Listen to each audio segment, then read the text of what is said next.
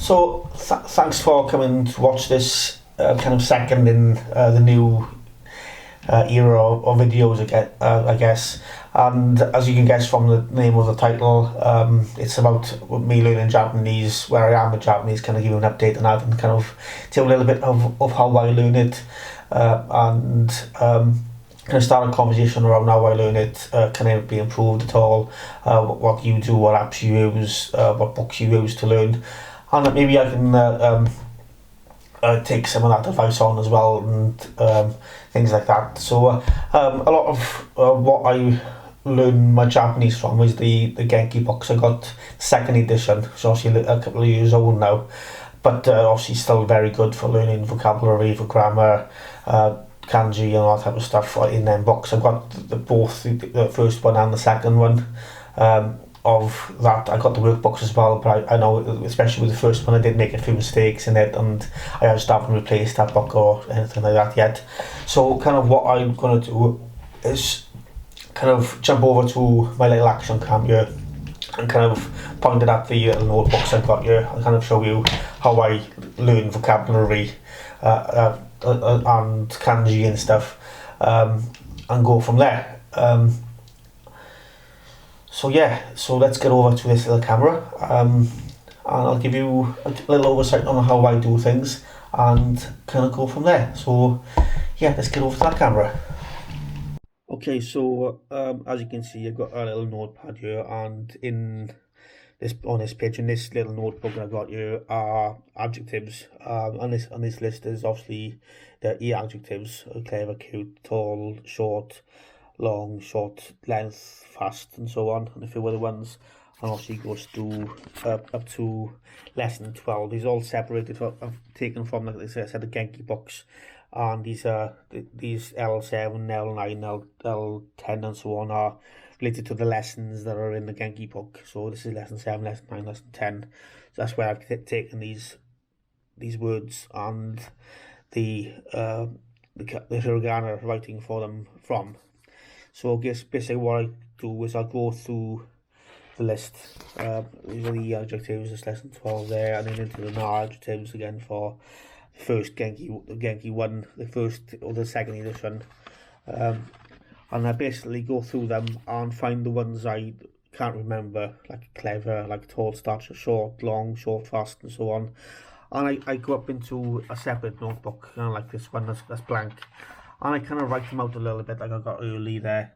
And I write it out a few times. Obviously, 3 lines there, and an example sentence underneath. Obviously, my handwriting is terrible, so I don't expect you to be able to read what it is. And I've done the same with busy underneath. But then what I did going forward from then is I just decided, okay, never mind the example sentence, just write it out in five lines of it, as many as you can. Obviously, there's new there, funny, interesting, frightening, fun, and so on. So kind of two words per page with 5. Obviously, the word with the translation in hiragana, and then the 5 lines. Then just to practice it, trying to get it into my head. I've done 10, 12 of them now. I've got up to the tall stature, Zeikatakai. So yeah, so that's what I kind of got to do. Then I just repeatedly write it out for, I don't know, 5-10 minutes long it takes me to write out the five lines of them. Obviously depends how many I write, depends on the size of the word. Like otamagai there for clever, it's only 15 ones are written out, where obviously the ones earlier on are a little bit shorter.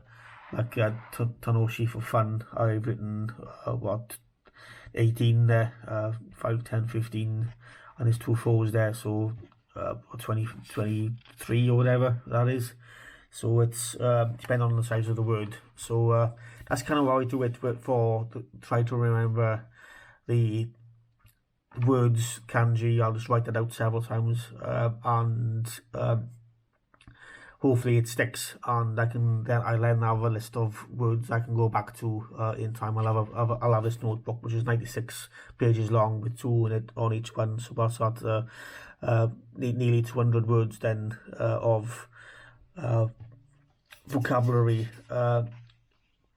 to learn in this one book, and I'll obviously do the same then for Kanji. I'll do the same thing for more and more words. Obviously, you need a lot more than 200 words to be able to speak a language. So that's kind of what I do, guys. I mean, obviously, these are the other books I've got. Kind of over here. I've got one for verbs there. Obviously, rule and all verbs will be in there. There's one there. There's the nouns one. So obviously, kind of what I try to do with these ones is kind of list them in different subjects, like majors. If somebody who's a student, what are they studying? Type of science and economics or whatever. This is occupations. There, doctor, lawyer, office worker, housewife, whatever. Then family words for mother, father, and so on. Pointing words, so kore, sore, are, dore, and so on. Food, and this time I've kind of I've done the nouns, so I kind of separated into them different subjects, type of thing. And with the kanji as well, I've got other books, not just with. Actually, before I carry on, I'm going to switch back to the main camera before I carry on. So bear with me a sec there. So yeah, like I was saying, with the kanji things, there's a few different books I've got for kanji. One that seemed to crop up quite often was Remember the Kanji, which I've kind of got them here somewhere. If I just grab it, I'll get out of my shelf. There's that one, Remembering the Kanji. James W. Heisig book, which I've got there, which I haven't really looked at properly yet. I mean, it's pretty much got all the main kanji you need listed there, and it's kind of would be a good book for me to get going as well. So I've got between the Genki books, which will give me a good grounding, at least up to N4, with vocabulary and grammar and so on, and this will give me a good grounding on the kanji. And there's a couple of other books that I got as well, which I'm not going to pull out now, but a good variety of different resources for this stuff. So obviously there's plenty of apps as well. I tried using Duolingo, but it just didn't. I don't think it suits for Japanese, to be honest with you. But I got with the Genki books, it does kind of have related apps that go with learning vocabulary or grammar or kanji or whatever, but I don't really use them. I wouldn't sit there. I would rather do this rather than using an app, even though I've always got my phone on me, which is obviously right next to me right here. I've always got my phone on me, but I don't tend to like using the apps at all. I'm using my phone for obviously social media, for messaging people, for phone calls, emails and so on, but I don't like using it to learn things. So I'll have the books, I'll have even my laptop. So I have tried a couple of tutors. I've had like 3 or 4 of them over the last couple of years, and they give me a lot of resources to go through, especially the last one. I got a good list of N5 kanji that we went through with translations and different uses for them kanjis. I can go on to my laptop and have a lot of resources there.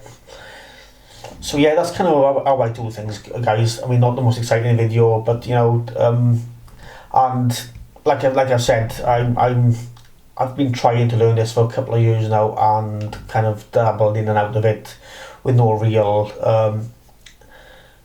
consistency with learning it. So it's, I think, because now there's, like I said, I could be in there in Japan in the next 6 months.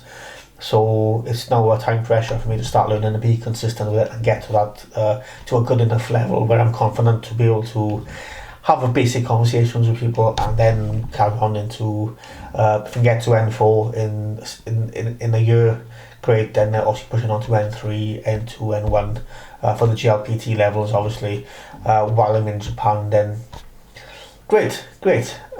So I mean, tell me how you get in the comments, guys, and tell me how you use what resources you use to learn Japanese. What websites do you use? What apps do you use? What books do you use? Do you have a tutor?